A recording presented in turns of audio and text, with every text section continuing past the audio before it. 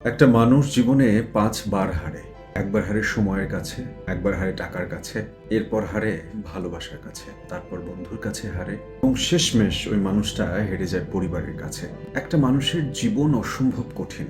প্রত্যেকটা মানুষ প্রতিটা দিন অসম্ভব রকমের বাধা বিপত্তি অতিক্রম করে চলে। আমরা আসলে জানি না আপনার পরিবারের আর্নিং মেম্বারটা বাইরে থেকে কত পরিশ্রম করে, কত যুদ্ধ করে, কত দুশ্চিন্তা মাথায় নিয়ে ঘরে ঢোকে, সে জিনিসটা হয়তো আপনি জানেন না। অনেক সময় অনেক বিষয়ে আমাদের মনোমালিন্য হয়, কথা কাটাকাটি হয়। তো এই মনোমালিন্য কিংবা কথা কাটাকাটি কখনো যেন কষ্টের পর্যায়ে না যায়। আমরা একের পর এক ব্যর্থ হই, আমরা একের পর এক থেমে যাই।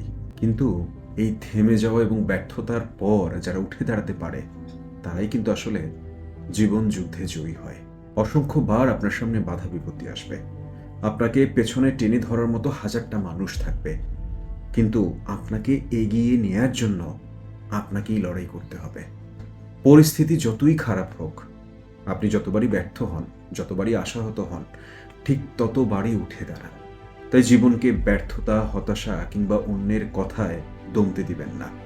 আপনি সামনে এগিয়ে চলুন, সফলতা আপনার আসবেই।